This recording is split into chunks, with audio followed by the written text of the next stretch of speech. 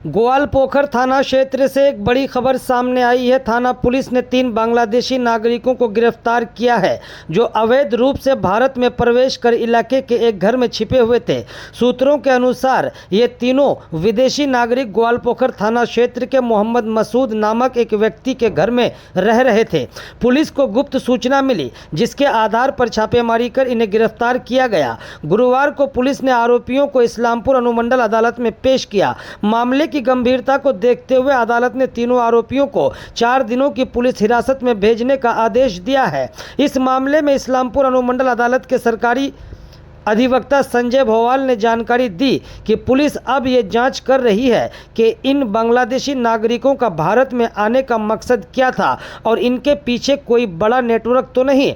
देखুন গোয়ালপুকুর থানা আজকে 14 ফরেনার্স অ্যাক্টে 3 জনকে পাঠিয়েছিল ফরওয়ার্ড করেছে।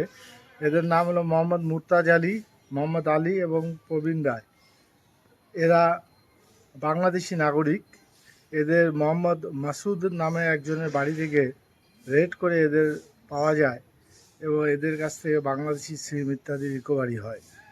আয়ও ডিউরিং ইনভেস্টিগেশনে দেখা যাচ্ছে এরা বাংলাদেশি নাগরিক। এদের 5 ডেজ পিসি চেয়েছিল, যেটা রানেট কোর্ট বোস পার্টির হিয়ারিং শুনে 4 ডেজ পিসি অ্যালাউ করেছে। এই যে ব্যক্তির নাম বললেন, ওই ব্যক্তির ঠিকানা বাড়ি কোথায়?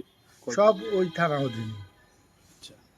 ওই এক ব্যক্তির বাড়িতে আর কি ছিল, মানে হ্যাঁ, আশ্রয় দিয়েছিল। হ্যাঁ হ্যাঁ, কতদিন ধরে ছিল সেটা?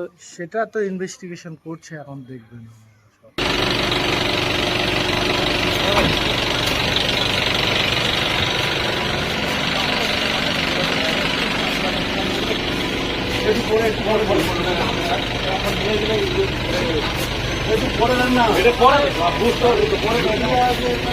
আরে নিয়ে আসো না